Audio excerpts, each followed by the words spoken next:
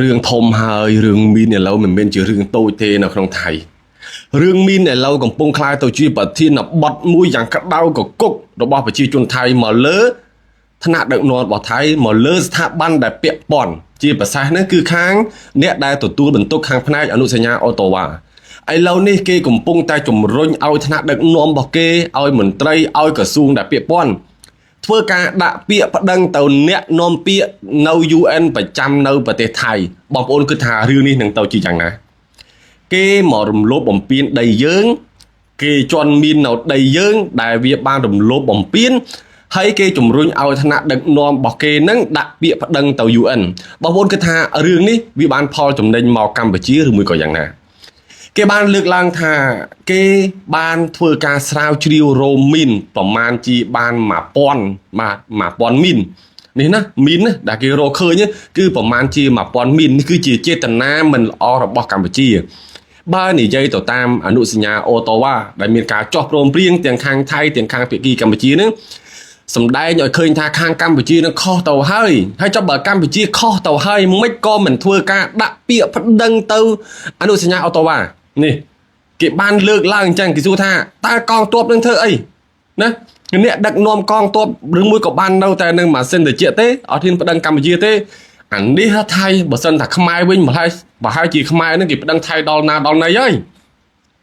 គេអត់សុខចិត្តទេបាទប្រជាជនរបស់ថៃអត់សុខចិត្តទេលោកវិនថៃសវ៉ារីដែលជាអ្នកនាំពាក្យរបស់កងទ័ពថៃនេះឆ្លើយទាំងតដាក់ត្រដប់ទាំងភ័យញ័រតតើតមកនិយាយគឺនិយាយទៀតមកថារបាយការណ៍ហ្នឹងគេបានធ្វើការបញ្ជូនធ្វើបានធ្វើការរៀបចំហើយណាប៉ុន្តែគេមិនអាចបង្ហាញជាសាធារណៈបានទេ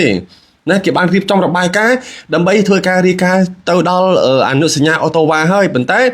មិនដឹងថាខាងអូតូវ៉ានោះគេគិតយ៉ាងម៉េចជាមួយនឹងកម្ពុជាទេឃើញទេនេះគឺជាការឆ្លើយយល់ឡាស់បាត់ហើយវាអត់ហ៊ានប្តឹងទេវាហ៊ានប្តឹងទៅខាងអូតូវ៉ាមិនណាវាហ៊ានប្តឹងទៅ UN មិនបើដីហ្នឹងដីខ្មែរហ្នឹងដីនឹងដីខ្មែរហើយសួរថាវាហ៊ានប្តឹងអត់វាអត់ហ៊ានប្តឹងទេបងប្អូនចាំមើលថាប្រសិនបើវាអត់មានចំណាត់ការរឿងមីនវាអត់ហ៊ានប្តឹងមកខាងកម្ពុជាតើប្រជាជនរបស់វានឹងធ្វើទុកបុកម្នេញយ៉ាងម៉េចទៅ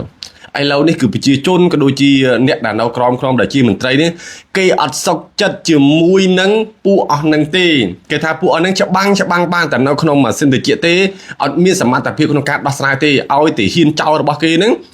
ដាច់ជើងដេកនៅតាមដប់តាមព្រៃដោយអត់មានការទទួលខុសត្រូវទេជាប្រសាសន៍នឹងគឺអារឿងមីនម្ដង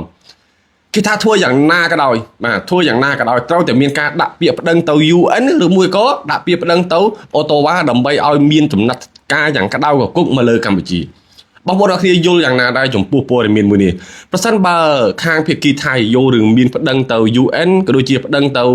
អនុសញ្ញាអូតូវ៉ាតើនឹងមានរឿងអ្វីកើតឡើងតើនឹងបានផលចំណេញមកខាងកម្ពុជាដែរទេសូមខមមិននៅក្នុងវីដេអូខាងក្រោមរួមអបអរសាទរជាមួយនឹងប្រជាជនថៃផងដែលស្ដេចគ្រឿងញៀនត្រូវបានដោះលែងត្រូវបានលើកលែងទោសបាទជាប់គុកបានតែ8ឆ្នាំទេ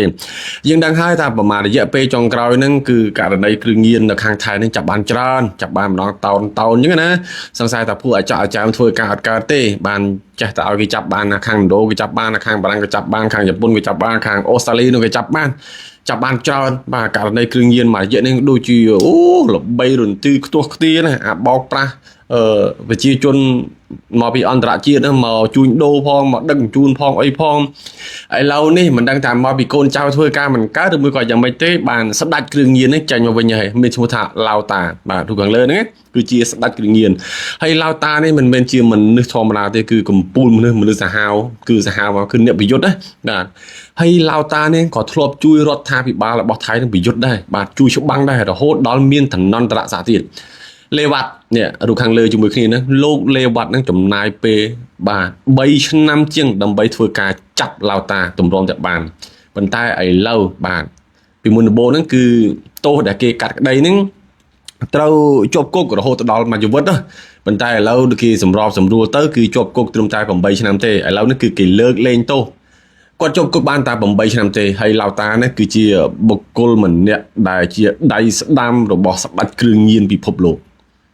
ឡាវតានេះគឺជាបុគ្គលម្នាក់ដែលជាដៃស្ដាំរបស់ស្ដេចគ្រឿងញៀនពិភពលោកតែម្ដងបាទអញ្ចឹងមកឯថៃនេះគឺមិនមែនជារឿងធម្មតាទេប៉ុន្តែ ខាងច្បាប់ថៃនេះគេឲ្យជាប់គុកត្រឹមតែ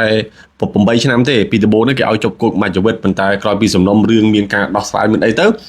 ក៏លើកលែងទោសឥឡូវគឺបានចេញពីគុកហើយបាទចេញពីគុកដូចជា2 3ថ្ងៃមុនហ្នឹងឯងឥឡូវនេះស្ដេចគ្រឿងញៀនមកវិញហើយអូអាចមើលប្រទេសគេបលិតទៀតអូតែមានស្ដេចមកវិញហើយមុនលក់ដូរជ័យមិនលក់អើយ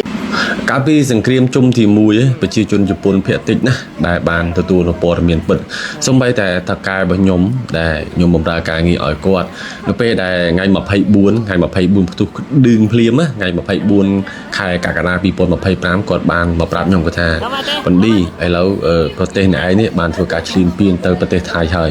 ខ្ញុំក៏បានប្រាប់គាត់ថារឿងហ្នឹងវាចែកអញ្ចឹងណាគាត់ក៏ថាគាត់អត់ដឹងថាការពិតជាយ៉ាងណាទេប៉ុន្តែព័ត៌មានរបស់ជប៉ុនហ្នឹងបានផ្សាយថាកម្ពុជានឹងឈ្លានពានថៃខ្ញុំក៏បានធ្វើការរៀបរាប់ប៉ុន្តែរហូតមកដល់សង្គ្រាមជុំទី2បាទរហូតមកដល់សង្គ្រាមជុំទី2បានជនជាតិជប៉ុនអាចទទួលនៅបានព័ត៌មានពិតថាថៃនឹងពិតជាបានឈ្លានពានកម្ពុជាមែនអីមែនហើយម្យ៉ាងទៀតក៏អរគុណបងប្អូននៅជប៉ុនទាំងអស់គ្នាបាទតែតែធ្វើការបង្ហាញនៅក្នុងនោះខ្ញុំឃើញក្រុមអ្នកគ្រូរីតាបាទនីតាមិនដឹងរីតាមិនដឹងទេខ្ញុំឃើញគាត់ធ្វើសកម្មភាពដែលគាត់ទៅលើកប៉ាណូបង្ហាញកាលពីសង្គ្រាមជុំទី1នោះគឺគាត់ទៅបង្ហាញស្ទើរតែថ្ងៃសៅរ៍អាទិត្យទៅថ្ងៃសៅរ៍អាទិត្យទៅចឹងដល់ពេលអញ្ចឹងធ្វើឲ្យប្រជាជនជប៉ុននោះបានយល់ច្បាស់ហើយនៅក្នុងវីដេអូនេះក៏សូមអរគុណដល់ជនជាតិជប៉ុនទាំងពីរនាក់នេះដែរបាទគឺគាត់បានមកព្រំដែនផ្ទាល់តែម្ដងគាត់បានឃើញគាត់បានយល់ពីស្ថានភាពអញ្ចឹងបងប្អូនអាចមើលនៅវីដេអូខាងលើបានបាទជនជាតិជប៉ុន2នាក់បានមកដល់ព្រំដែនចំនួនគ្រោះមិនជឿការផ្សព្វផ្សាយរបស់ភាគីថៃលោកមូរីស៊ីតានិងលោកសាសៃគឺជាជនជាតិជប៉ុនពួកគេគឺជានិស្សិតនៃសាកលវិទ្យាល័យនិងជាអ្នកបោះពុម្ពទស្សនាបតីមួយនៃសាកលវិទ្យាល័យខ្ជូតូប្រទេសជប៉ុនកាលពីថ្ងៃទី10ខែសីហា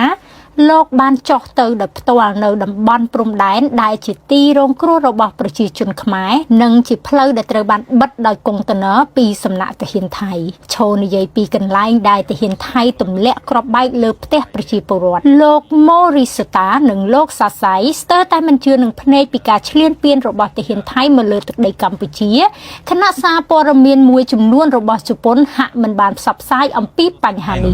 កម្ពុជាទៅថៃទេខ្ញុំបានឃើញព័ត៌មានទាក់ទងជាមួយប្រទេសកម្ពុជានិងប្រទេសថៃធ្វើឲ្យខ្ញុំមានអារម្មណ៍ចាំមកពីនេះតន់មួយឃើញទៅតែផ្ទាល់ពីខ្ញុំបានមកឃើញហើយទាក់ទងជាមួយនឹងការឈានពានរបស់ប្រទេសថៃមកទៅកម្ពុជាហើយពេលដែលខ្ញុំទៅទស្សនាទាំងអស់នេះធ្វើឲ្យខ្ញុំមានអារម្មណ៍ថាក្តុកក្តួលយ៉ាងខ្លាំងហើយព័ត៌មានទាំងអស់នេះក៏បានផ្សព្វផ្សាយទៅជប៉ុនដែរប៉ុន្តែហាក់បីដូចជាលំអៀងទៅខាងប្រទេសថៃដែលចោទកម្ពុជាថាជាអ្នកឈ្លានពានមកលើប្រទេសថៃ